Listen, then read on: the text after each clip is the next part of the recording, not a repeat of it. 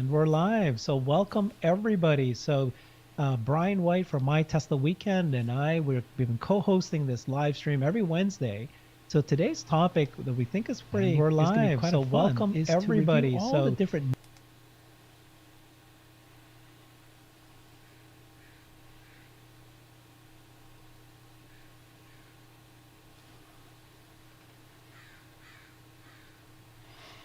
I'm here. I've got a somewhere. Here it is. I had a second window playing us and it created an echo. So just give me just 1 second here.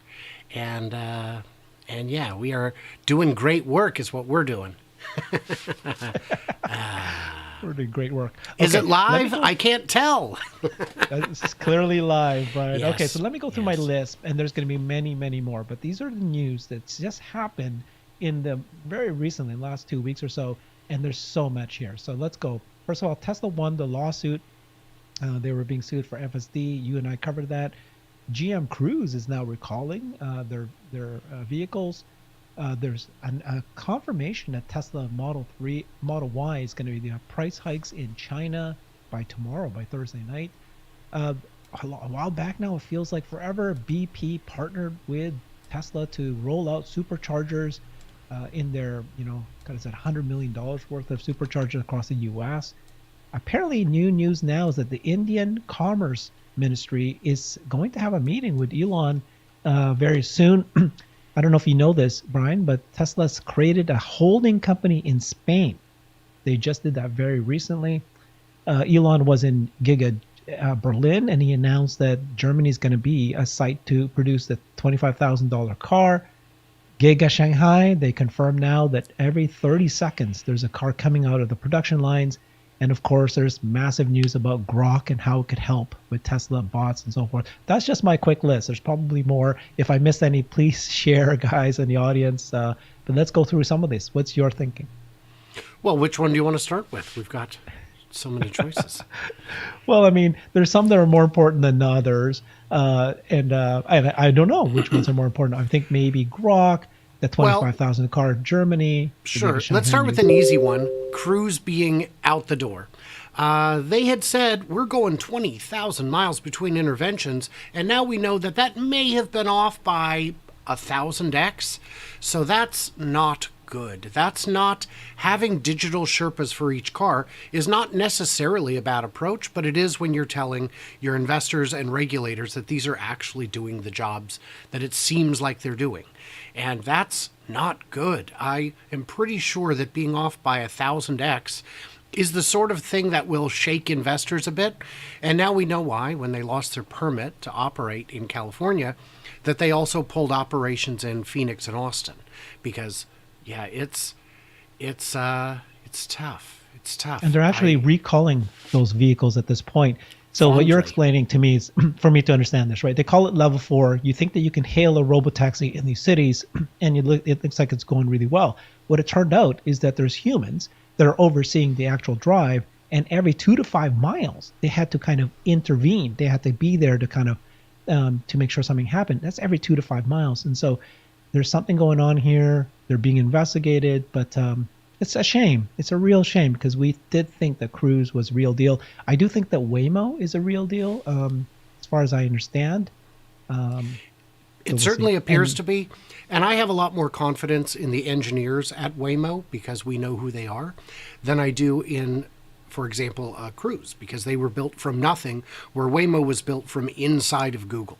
Those are quality engineers. Maybe they don't have quite the high reputation they had 15 years ago, but they're still an absolute world leader in that sort of thing. It's like when there's a funny chart that Omar from Whole Mars Catalog recently shared again on X, where he was showing this. It was this old chart showing here's the leaders and the laggards, and Tesla is the laggard, and the leaders are Cruise, which is no longer doing it, Ford, which disbanded that division, and the one that came after it. They're on their third iteration since then. And Waymo, which I would argue is still right there at the top. And then, all the ones down, you've got all these amazing players, half of, Uber, Lyft, they're gone. Comma AI, the CEO stepped down.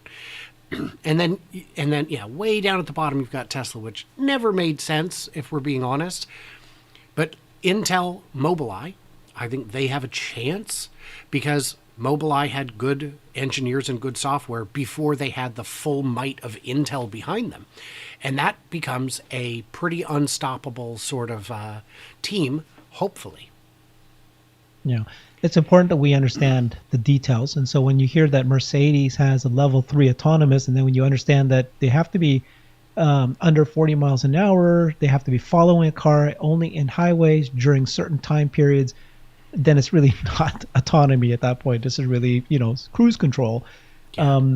And then now that we know that some people, this is humans watching over this, and they can intervene. So we'll have to wait and see what happens here. And this is I actually just call that traffic jam assist because that's all it's good for. Traffic jam assist. Right. Yeah. Okay. So that's GM Cruise is now recalling. That's unfortunate.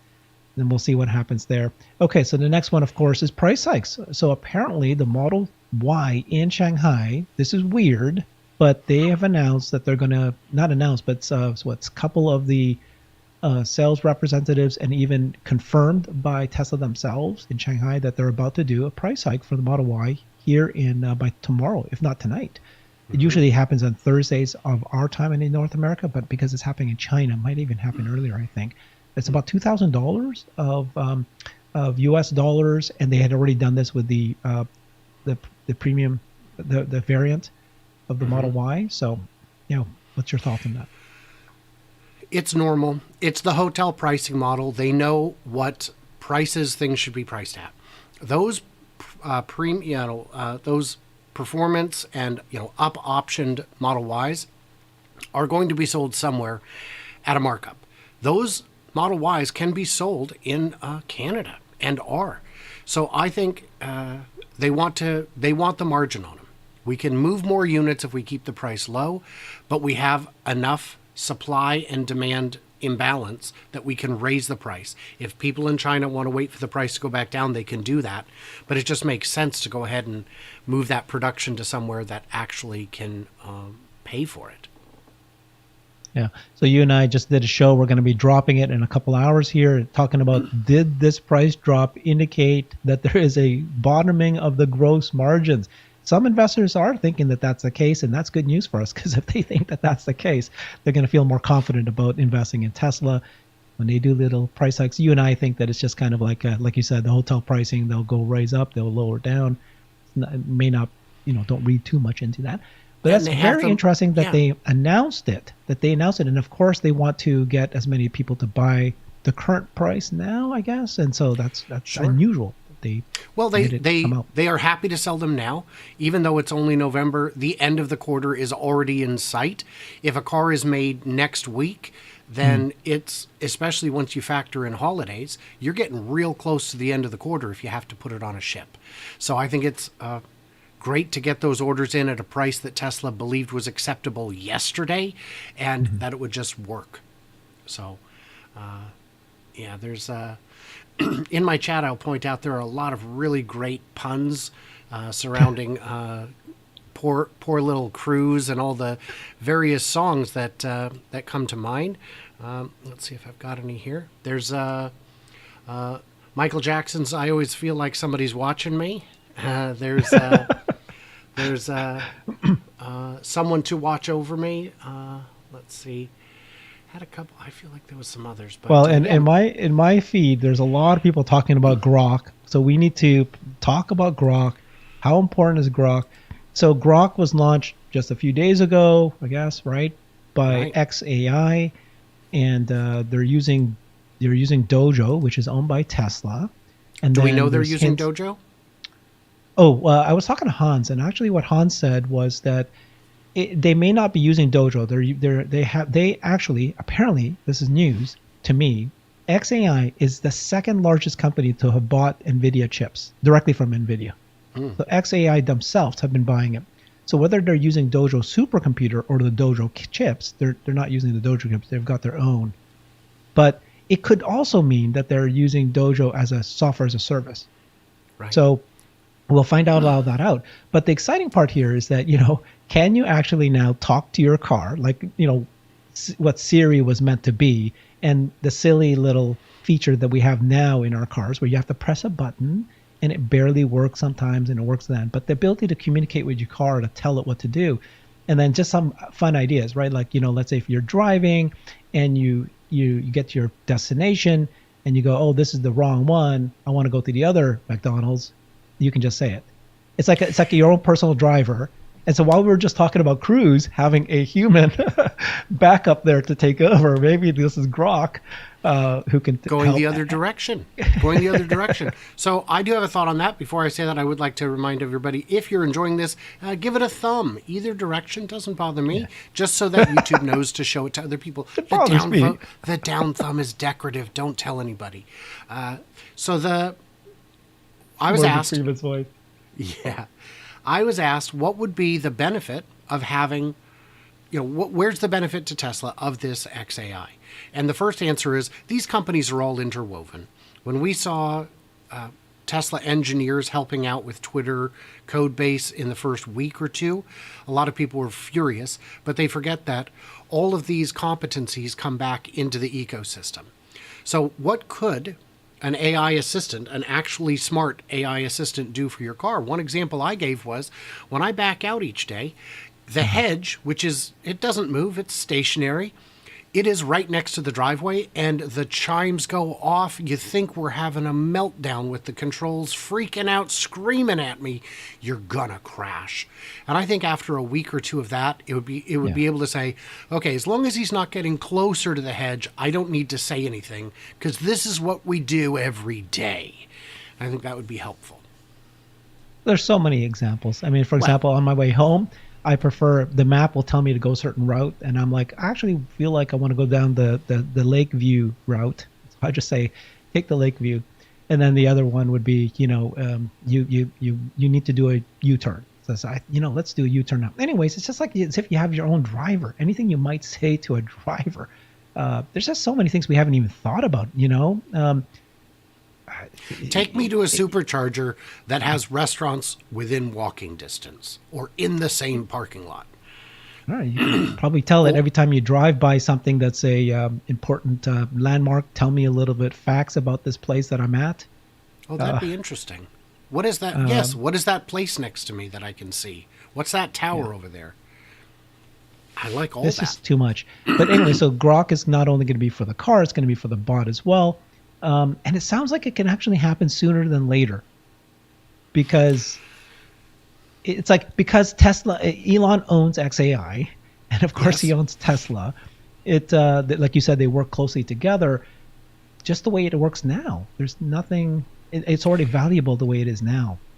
And that's the crazy part is I had a comment on my Grock video saying, right, but it's not even as good as GPT-4. And I said, right. I said that in the video in case you didn't actually watch it and just commented instead. But not only that, but the fact that they were to get better than GPT 3.5 in 2.5 months is pretty remarkable. And it's because, like all things Elon does, he attracts the best talent available. Undercover EV suggests we could call it Grocktimus. I don't know if that's going to be the top seller. Another suggestion was that, and I wanted to say it wrong on purpose because I thought it was kind of funny, is that if it's too smart or if it's something, we would have to call it Spock. So I was like, why would I call it Spoke? Spock. Okay. All right. So, I mean, there's so much we can do in Grock, but that's apparently on our list of things that happened, recent news. That seems to be one of the big ones. I think it has tremendous potential, right? So the other one that came out was Elon was at Giga Berlin, and he announced that the $25,000 car is going to be built there. In the earnings call, they'd already said that we may slow down our investment in Giga Mexico, but we can expand Giga Texas very easily. And we're already expanding Giga Berlin. And there was news, wasn't it, just 3 weeks ago, that they'd already felt like they've passed the hurdles required for the government in Germany to approve the expansion. You could tell me more about that, but yeah. Yeah, the preliminary permits were approved. They said, this is the piece of land. This is roughly what we're going to build on it. Here's all the obstacles. And the biggest one at that stage was water rights. And they said, we're not asking for any additional water, which made the comment period pretty quiet and the approval process thereafter painless. So they've got preliminary permits approved. Now, that's not the same as the permits themselves. But what we heard regarding Giga Mexico, Giga Nuevo Leon, was that on the earnings call, they said the design for the facility is almost finished. So it's not the permitting that's holding up Mexico. It could be a number of things, but you have to submit a permit in order to get a permit. And if the design isn't finished, you can't do that. But I've been saying for months that Berlin makes sense because the land is clear, it's level, and all they need to do is start building. And the market for sedans, we've talked about this on your show a number of times, the market for sedans globally, for small sedans, is huge. They're the, second best-selling car the best-selling car in Europe, and best-selling model in a number of countries. Because they're compact, they're useful, you don't need to, show off in that way. So, can you answer this question for me, Brian? So this is big news, of course. We were waiting to hear that officially they're going to build $25,000 compact cars in Germany. Why didn't they announce that they're going to do it in Giga Shanghai? Why would they not do that even before Giga Germany? That's a shock to me. What's your thinking? So I have a couple thoughts. So the first thing is when we say 25,000, we're going to get angry comments saying it's 25,000 euros. But that includes the VAT, which is, that's 25,000 plus tax. In the U.S., we famously don't quote prices with tax, which is weird. So why? Because the land is already ready in Berlin, and we don't see any land available at Giga Shanghai. And they're sufficiently hostile to the drone pilots that we're unlikely to see anything. Hostile as in laser guns?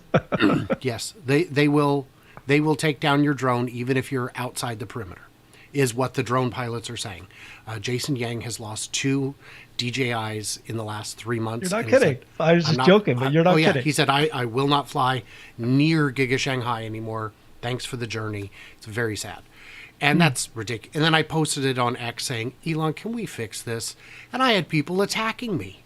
Tesla has every right. Okay, whatever. You don't have PR. These are your PR people. Okay, fine. But we've seen in Shanghai, when they build out facilities off-site, they don't announce it until it's done. So when they built a supercharger factory, they didn't announce it until it was complete. And then a drone pilot went over and shot the outside of an empty, of a finished building. Not very exciting. So it could entirely be that the Model 2 could come first to Shanghai or China somewhere, that the factory is already half complete with the amount of money. It's possible. With the amount of money they spend on construction, who would notice an extra billion missing?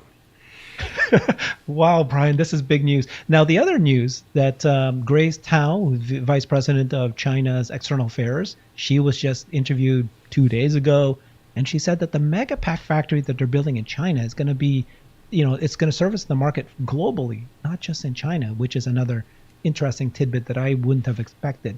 So could they be building both a Megapack factory and, new production lines for the compact car at the same time? Or would 100%. They not? Why couldn't they? They could even be building them in the same place.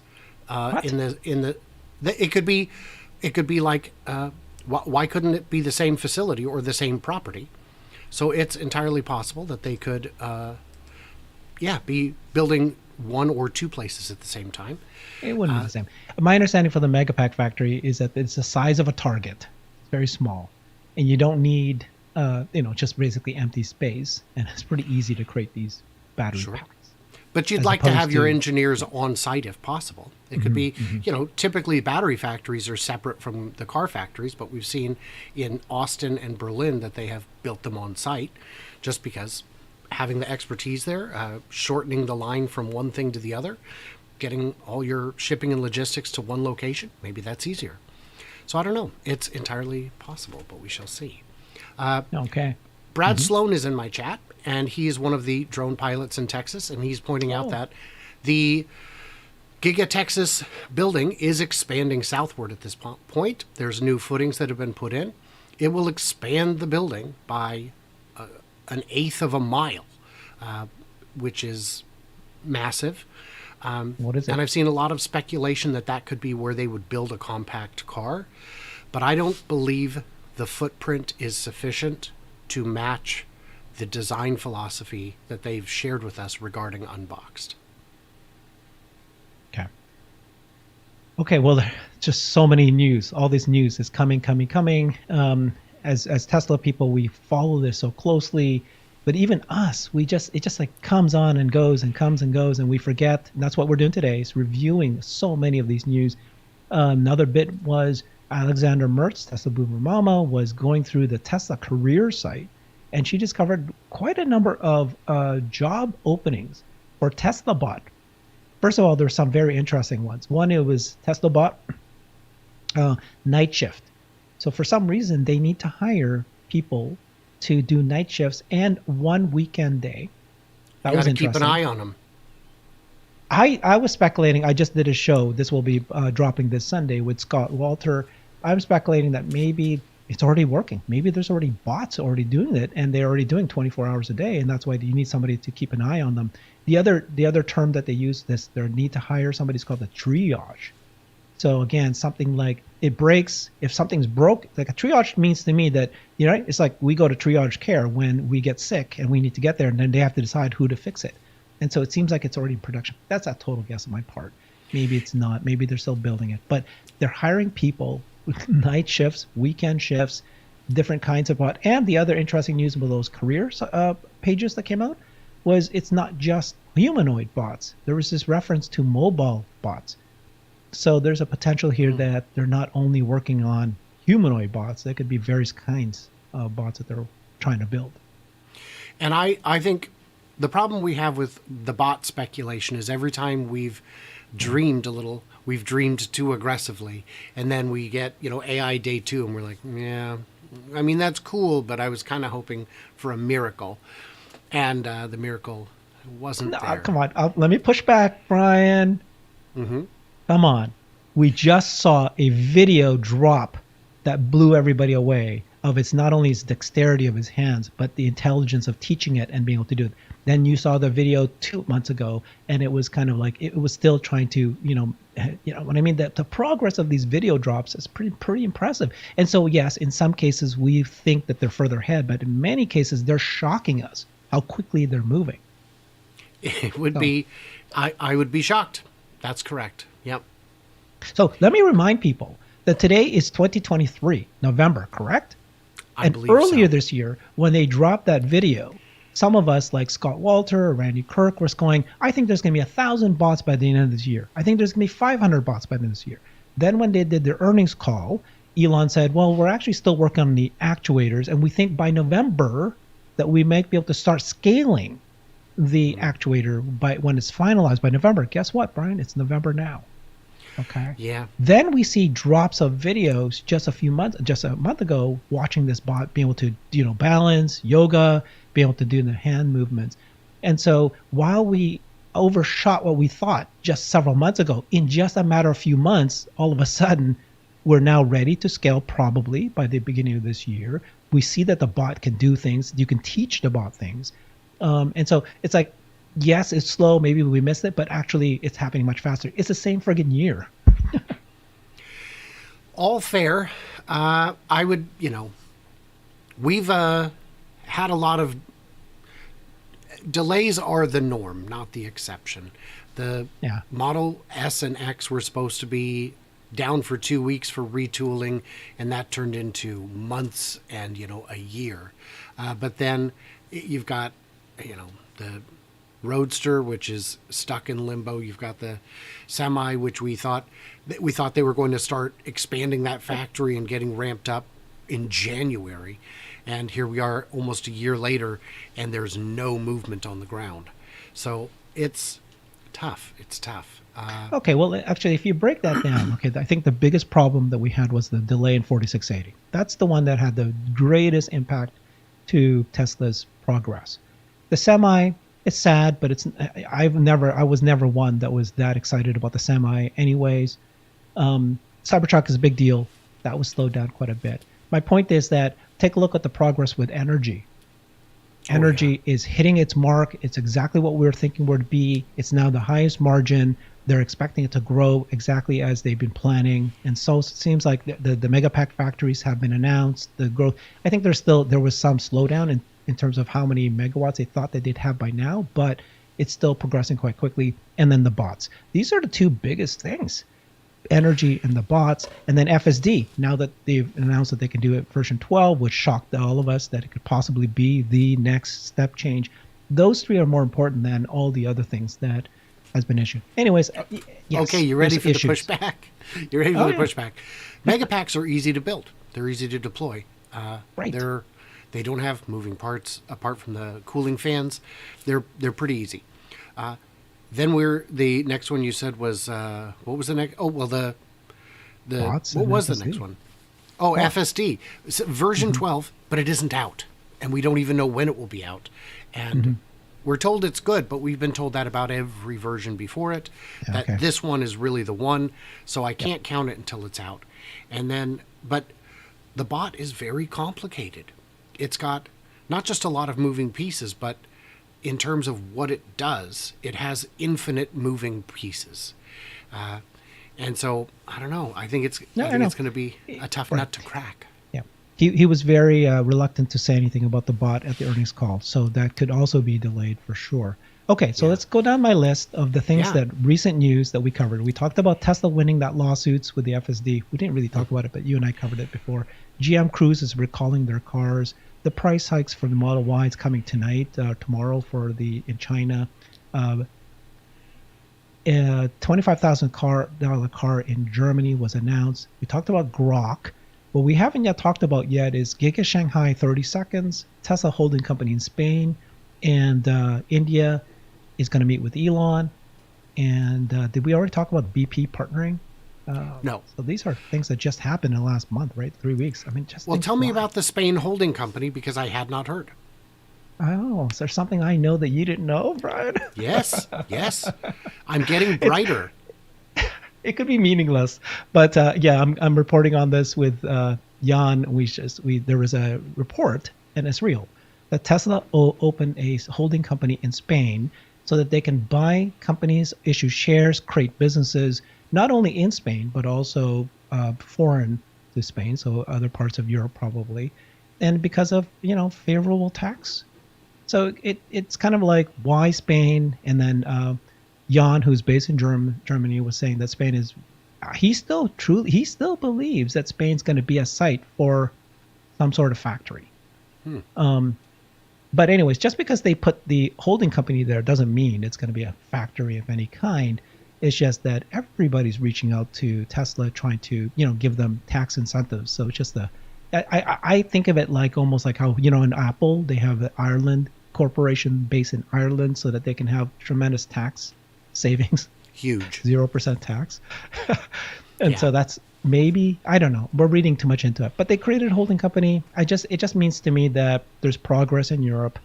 Giga Berlin seems to be expanding, like we said, and I don't think that they're going to open up another factory except for Megapack factories. Just again, given Elon's statements about not investing extra factories, they'll expand Giga Berlin. They might announce Megapack factories in some of these countries in Europe. But yes, and I agree with you on that. I don't think an automobile factory is coming to Spain imminently, or anywhere else in Europe imminently. Not when we just heard that Berlin will be expanded first. I think that would be too much to bite off at one time. And the other thing is on the slowdowns. We were talking about this earlier. Elon said, "Well, we have to slow down and be cautious." I didn't take that as actually slowing down, but rather being more cautious, because what I see happening, and remember, this guy is as close to a time traveler as we're going to get. When he said, "I'm not going to let you buy the Model 3 off you at the end of your lease, but we want to take it back for robotaxi. What we didn't know was at the end of those 3 years, there would be a huge shortage of new cars across the industry. And Tesla was able to take those cars back and resell them for a very high markup, even though they were used cars, because the market was so short. That was a huge revenue stream. And then you've got, so I think what could happen is these factories will be built, and right around the time that they're finished and it's time to start ramping, we'll see interest rates coming back down to a reasonable point. The economy will be more secure and stable, and consumer confidence will be higher, and Tesla alone may be well poised to capitalize on it once again. So I have a more nuanced answer to whether or not Elon said that we're going to have a slowdown in the earnings call. He absolutely said that. He's absolutely concerned.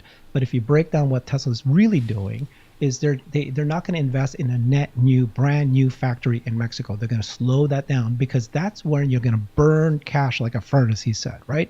But they're going to go ahead and increase expansion in Berlin, expansion in Texas. They spent quite a bit of time talking about that. And guess what? They expanded, not reduced, how much money they're spending.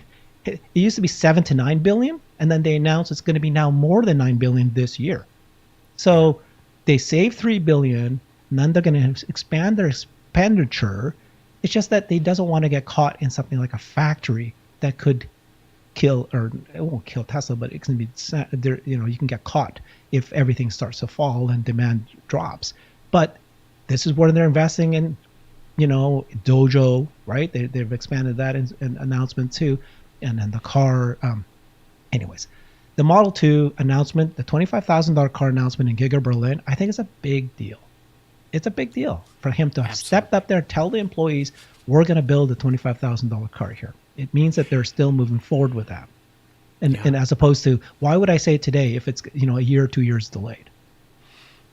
And right. And I wouldn't, again, on the long time scale, you and I are long-term investors. None of this daily stuff matters. Yeah, it matters.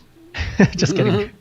Just so kidding. DS Greg wants us to talk about the BP deal. Yeah.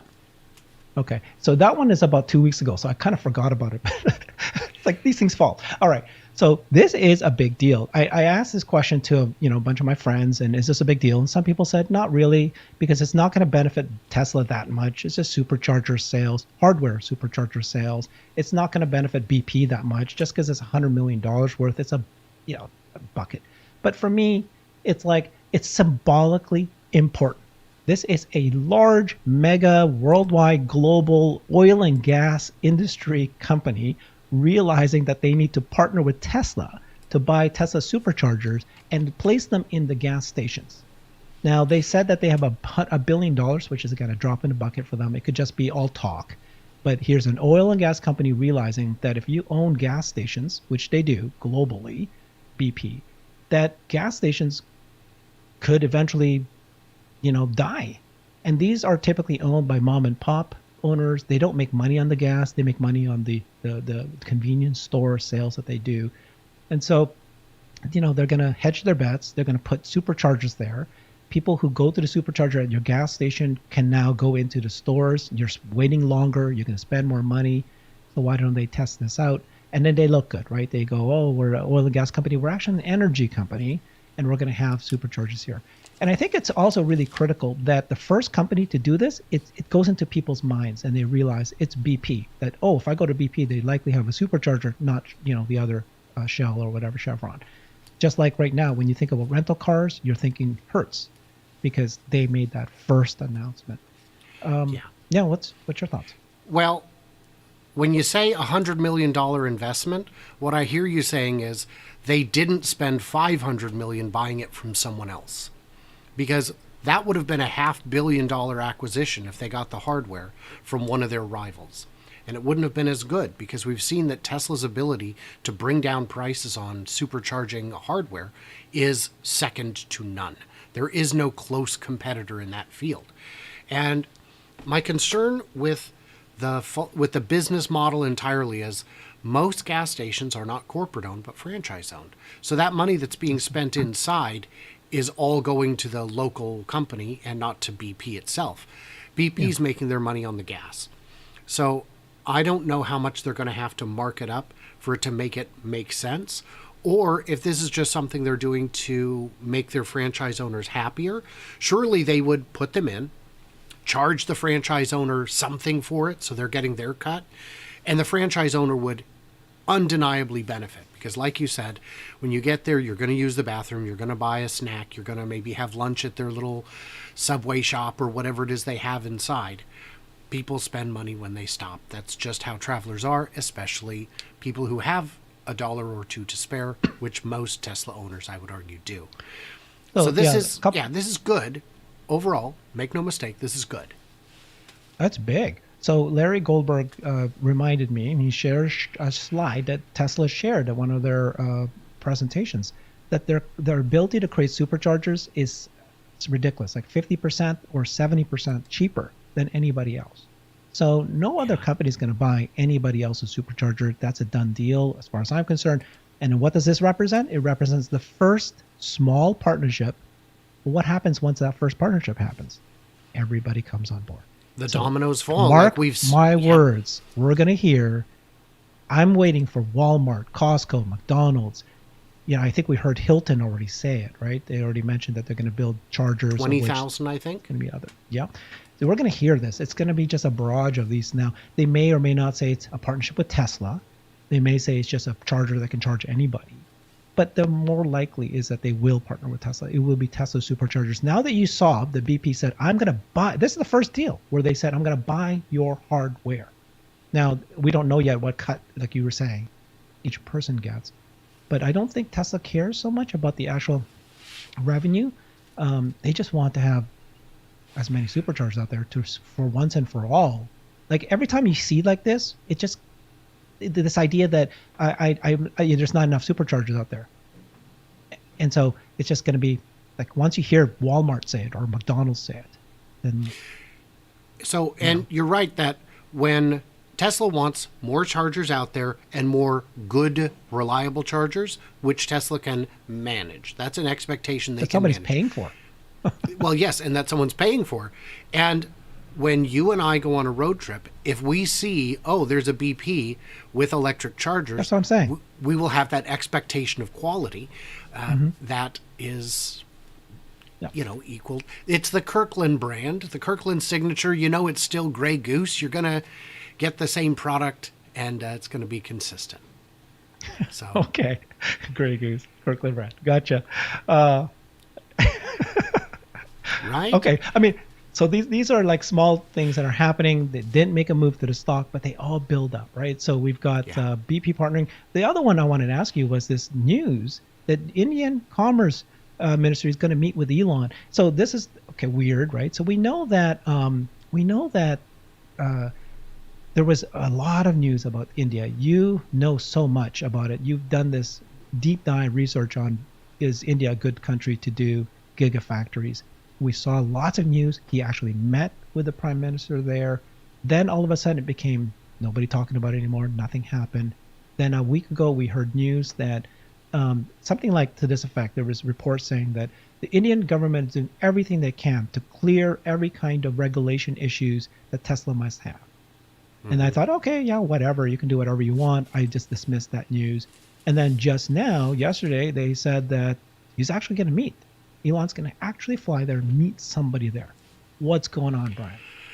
So there's a deal breaker that you have to incorporate, that you have to consider.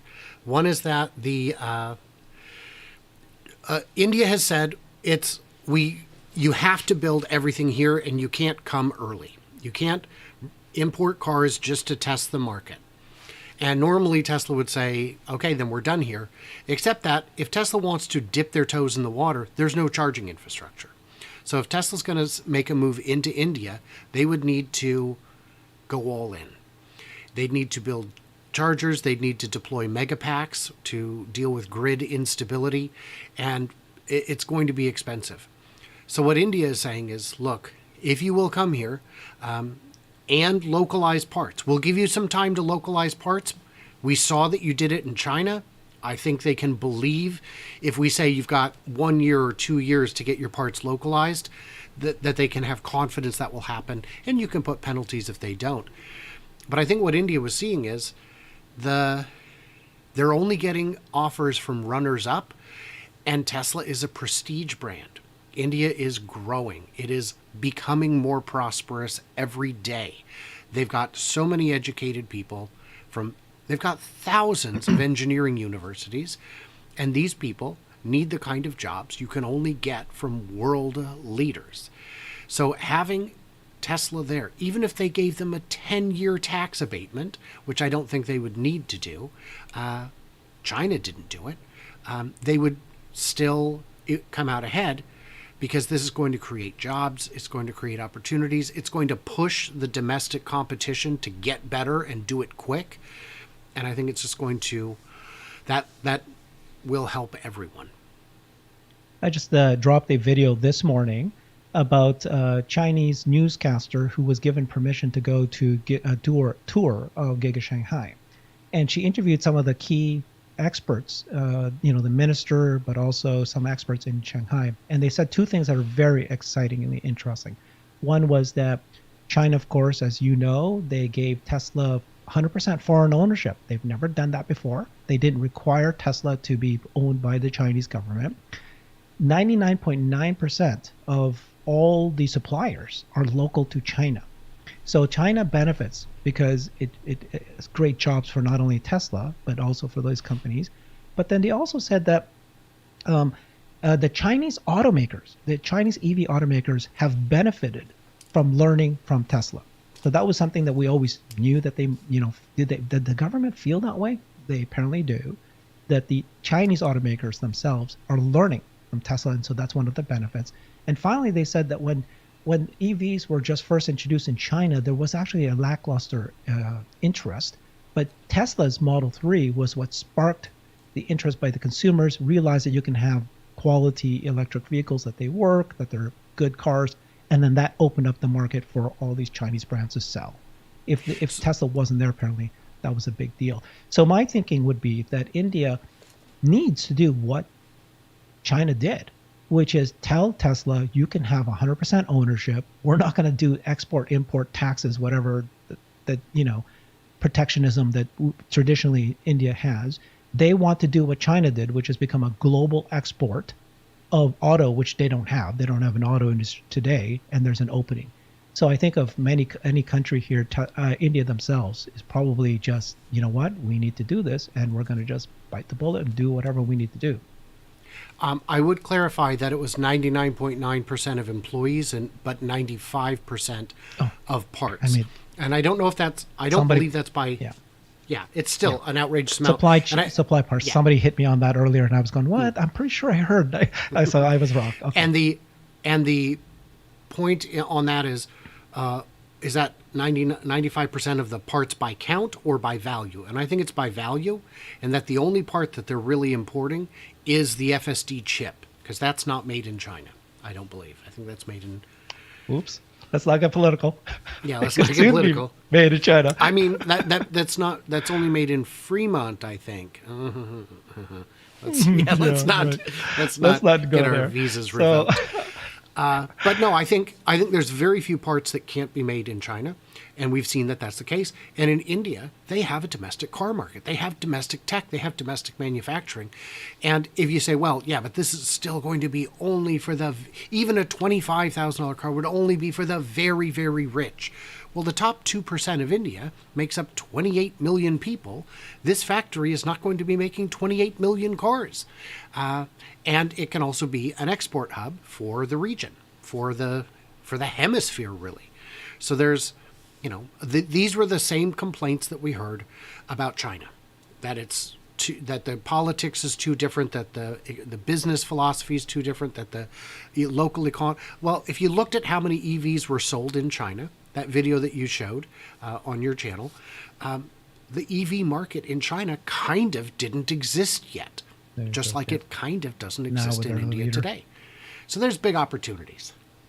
I want to be cheeky if I can, if you allow me, Brian. I have deep respect for you, but I just want to be cheeky a little bit, okay? Here we You go. just contradicted yourself, buddy. Uh-huh. in What'd I the say? same show.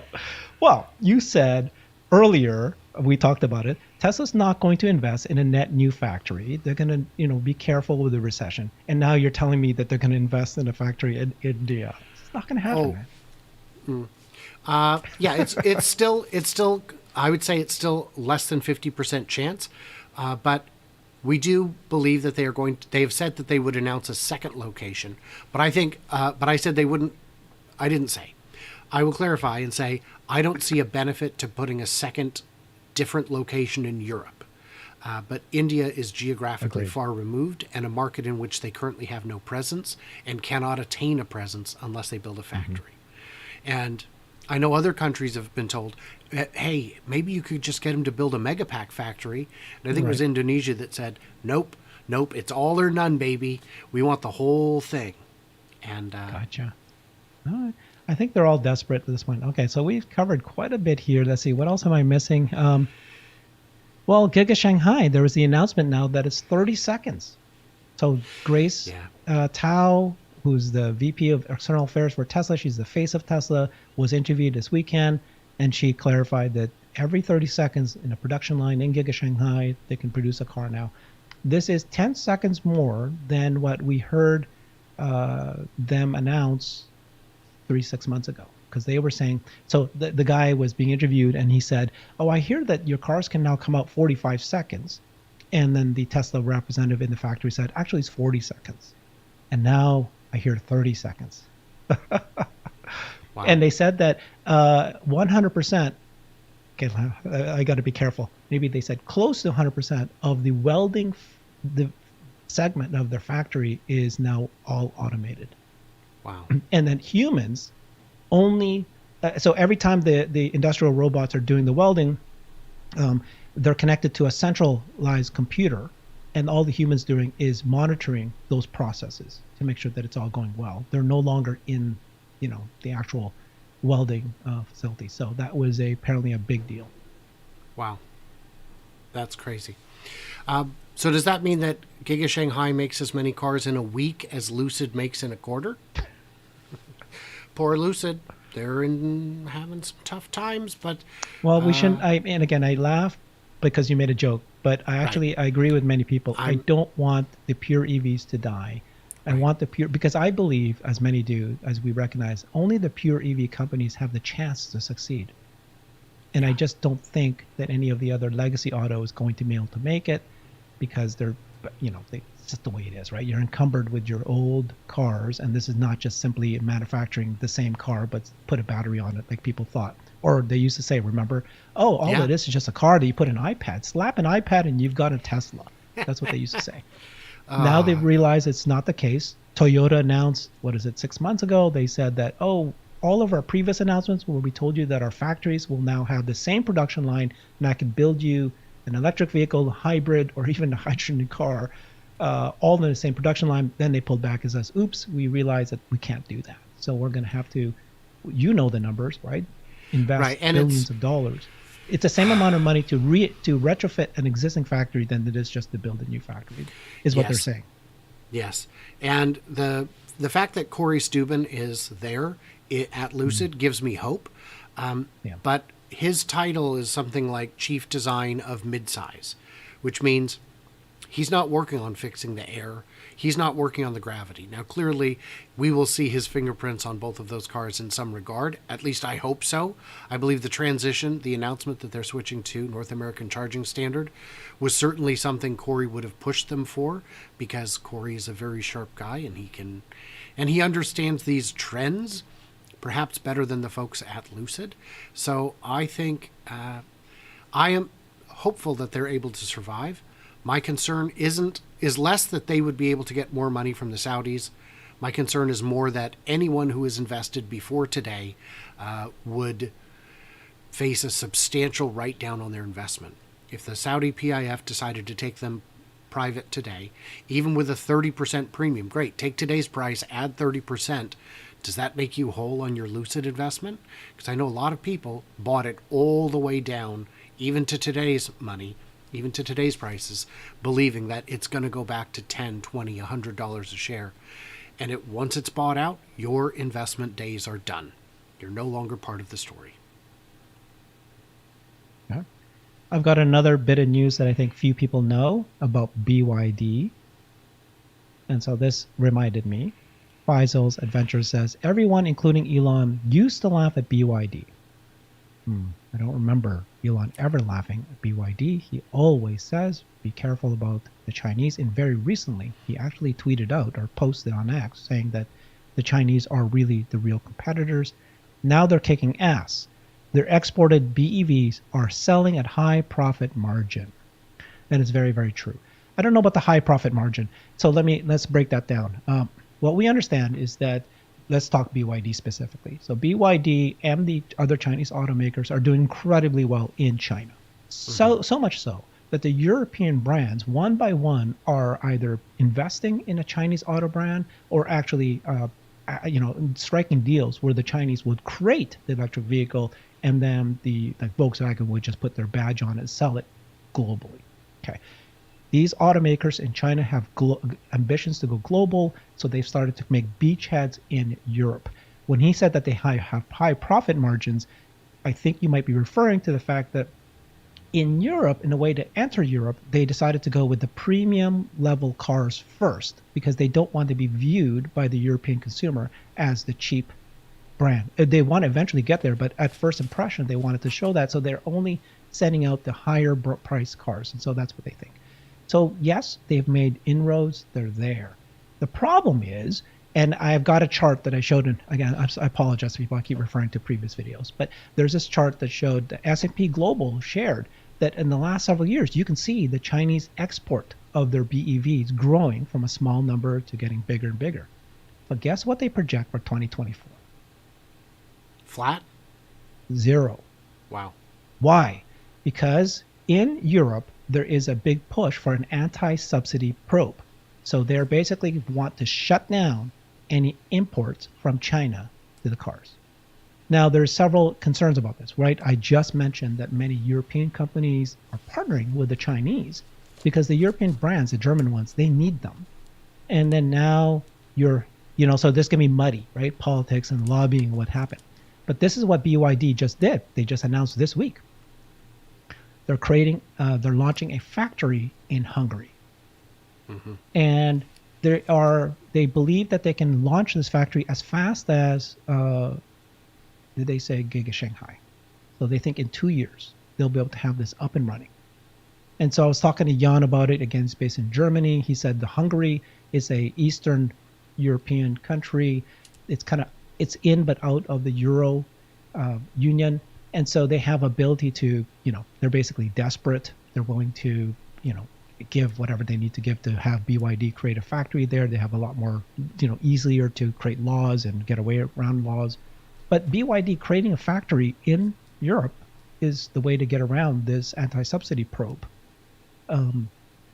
So yeah, no, they're a big deal. And I don't know, I don't remember Elon ever saying they laughed at BYD. Someone in my comments said that very early on, Elon may have made a disparaging remark about BYD. But if it was very early on, BYD wasn't serious yet. They were just a battery company that had made some cars. The big thing I always try to point out is there are cheap cars in China because they're built to a different standard. And a lot of times, once you increase all those standards, all the safety, all the comfort, creature comforts, all of a sudden it's no longer a cheaper car. You can't, somebody posted a picture of the BYD Seal and showed the Chinese market version versus the European market version, and it was a different car. It was longer. It looked substantially different because it was a different car. And the proof to that is, if it was easy to export, if all you had to do was build it in China and sell it in Europe, MG would already be the best-selling car in Europe. Tesla exports Model 3s and previously Model Ys from Shanghai to China and sells them at a fantastic margin. But if they were to cut that to, bargain basement Chinese prices, there'd be no margin. So the idea that just making it in China is going to automatically make it cheaper doesn't always hold up when so much of what goes into a car is the raw material and robots. Those are going to cost the same. More, they're going to cost about the same anywhere you go. You will get cheaper headlights in China than the ones you get here, which are Chinese and imported from China. But and we do make a lot of those things domestically. There is a lot of parts manufacturing that's still in the U.S. and Mexico and Canada. So I don't agree with the premise that just because it's from China means it's going to be cheaper. Yep, and we'll see what happens. But yeah, they're a force to be reckoned with. One last news. I'm sure we missed many, and I'll go through the list that we just did. One last news that just came yesterday. The Chinese government created an 18-page outline saying that they are going to make a major push for humanoid robotics. They need it to become a growth driver for China, and their forecast is crazy. They want to have at scale by 2025, and they want to have global dominance by 2027. And they're going to be supporting companies and creating kind of standards for pushing humanoid robots. It's not only going to be a growth driver for their economy, but it's an existential threat because they are the manufacturing hub of the world.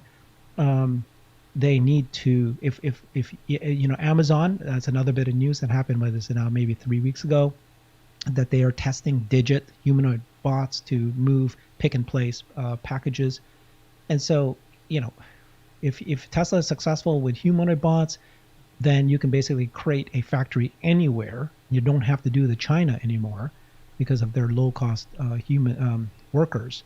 And then, so it's an existential threat, but this is a big deal. So you have a government coming out and saying, we need to make this work. And so I really hope that our government is going to support other humanoid robots companies, especially Tesla, promoting them, supporting them, helping them make, you know, find ways. And by the way, you can tax these humanoid robots.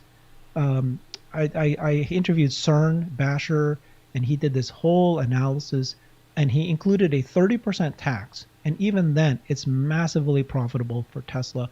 But even if the governments and the cities tax humanoid bots 30%, then you could take that money and create a social safety net, you know, as workers get displaced.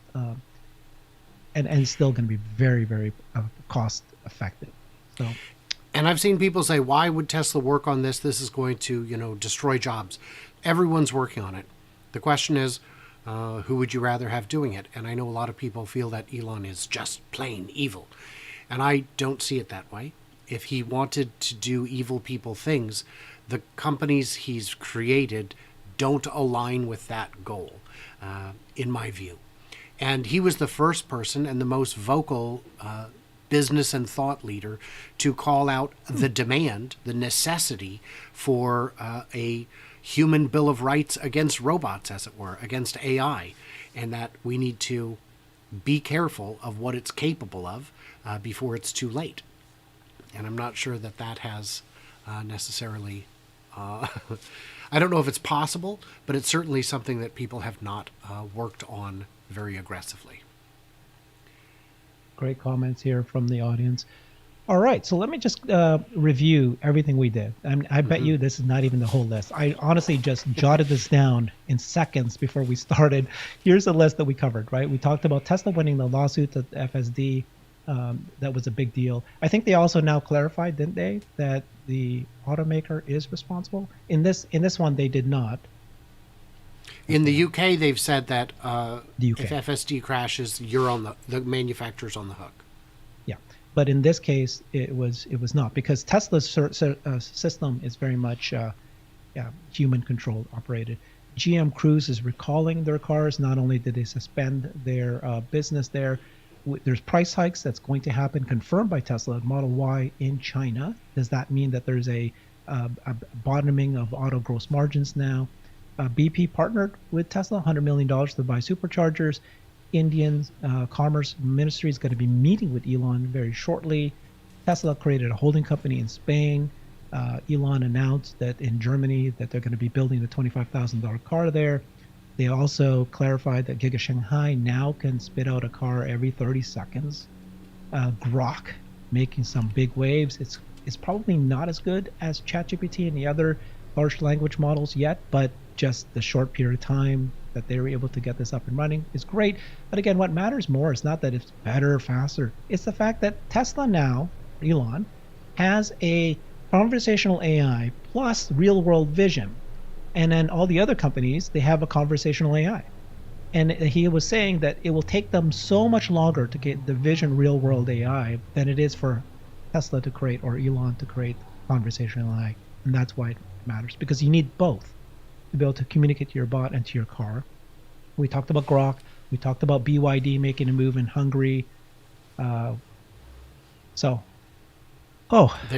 point being that so much news is happening every day. We don't see it in a stock appreciation or stock movement, but these things build up, and it just means that progress is happening. So, and again, in the long term, in the short term, what moves stock is who knows everything, but what moves it in the long term is execution. And I cannot find another company that executes at this level in the way that I've seen it, and it gives me tremendous confidence in just the whole thing.